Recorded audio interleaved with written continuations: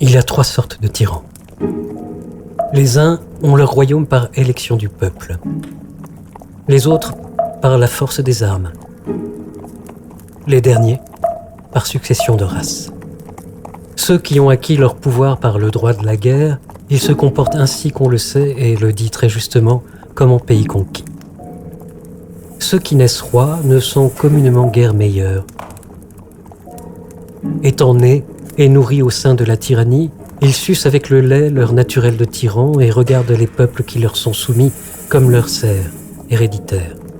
Selon leur tempérament dominant, avare ou prodigue, ils se servent du royaume comme de leur héritage. Celui auquel le peuple a donné l'État devrait être, me semble-t-il, plus supportable. Et le serait, je crois, si dès lors qu'il se voit élevé au-dessus des autres, flatté par je ne sais quoi qu'on appelle la grandeur, il décidait de ne plus en bouger. Généralement, celui-là déclare transmettre à ses enfants la puissance que le peuple lui a donnée. Et dès que ceux-ci ont accepté cette opinion, c'est une chose étrange de voir combien ils dépassent en toutes sortes de vices, et même en cruauté les autres tyrans, ne voyant d'autres moyens pour assurer leur nouvelle tyrannie que d'oppresser plus fort encore, et rendre la liberté si étrangère à leur sujet qu'aussi frais qu'en soit le souvenir, ils puissent en effacer la mémoire. Pour dire la vérité, je vois bien entre eux quelques différences, mais de choix, là, je n'en vois pas. Et quels que soient les moyens divers de parvenir au règne, la façon de régner toujours est quasi semblable. Les élus traitent les peuples comme s'ils avaient pris des taureaux à dompter, les conquérants comme des proies, les successeurs comme de naturels esclaves.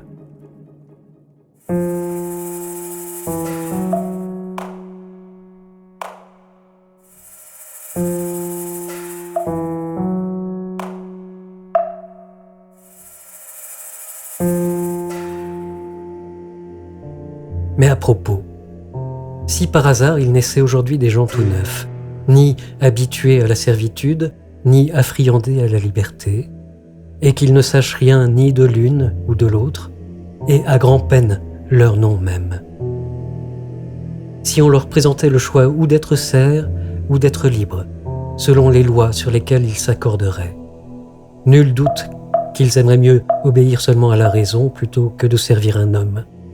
À moins qu'ils ne soient comme ces gens d'Israël qui, sans contrainte ni besoin, se confièrent jadis à un tyran.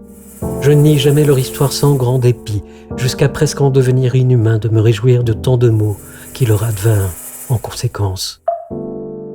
Car pour que les hommes, tant qu'ils sont des hommes, se laissent assujettir, il faut de 2 choses l'une, ou qu'ils y soient contraints, ou qu'ils soient trompés. Contraints par des armées étrangères, comme Sparte ou Athènes, par les forces d'Alexandre, ou trompés par les factions, comme le gouvernement d'Athènes tombé auparavant aux mains de Pisistrate. Ils perdent souvent la liberté par la tromperie, mais moins souvent séduits par autrui que trompés par eux-mêmes. Ainsi, le peuple de Syracuse, capitale de la Sicile, étant pressé par les guerres et inconsidérément ne songeant qu'aux dangers présents, élut Denis en premier tyran et lui donna la charge de la conduite de l'armée. Il ne prit garde de l'avoir fait si grand que lorsque, rentrant victorieux comme s'il eût vaincu ses concitoyens plutôt que ses ennemis, ce malin se fit de capitaine roi et de roi tyran. Il est incroyable que le peuple, dès lors qu'il est assujetti, tombe aussi soudainement en un tel et si profond oubli de sa liberté qu'il paraît impossible qu'il se réveille pour la reconquérir, servant si bien et si volontiers qu'on dirait qu'il a non pas perdu sa liberté, mais gagné sa servitude. Il est vrai qu'au commencement, on sert contraint et vaincu par la force, mais ceux qui viennent après servent sans regret, et font volontairement ce que leurs devanciers avaient fait sous la contrainte.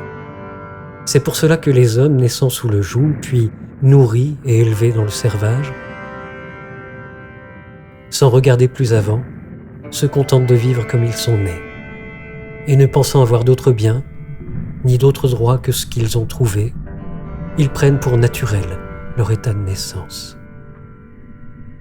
Toutefois, il n'y a pas d'héritier, si prodigue ou nonchalant, qui ne finisse par passer les yeux sur les registres de son père pour voir s'il jouit de tous les droits de sa succession et si l'on n'a rien entrepris contre lui ou son prédécesseur.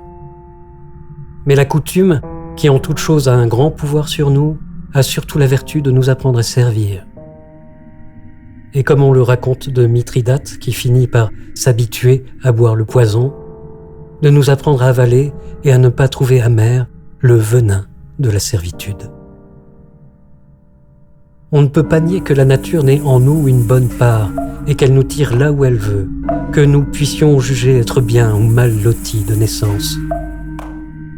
Mais il faut avouer qu'elle a moins de pouvoir sur nous que l'habitude. Si bon que soit le naturel, il se perd s'il n'est entretenu.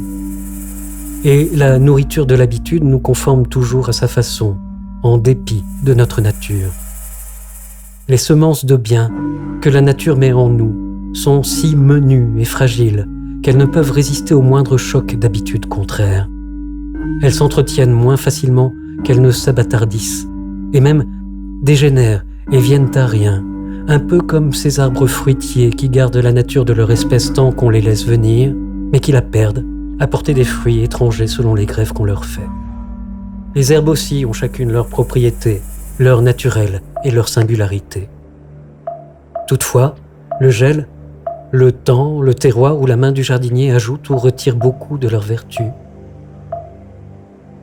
La plante qu'on a vue en un endroit. Ailleurs, on n'arrive pas à la reconnaître.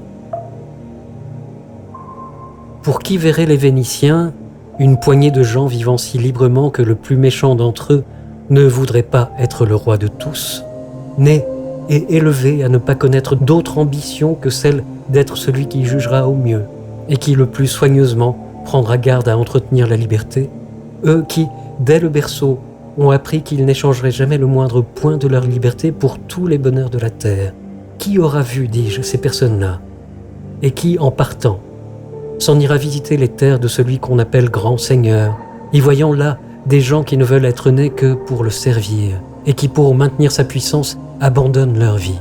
Penserait-il que ceux-là et les autres aient un même naturel? N'estimerait-il pas plutôt que, sortant d'une cité d'hommes, ils soient entrés dans un parc à bêtes?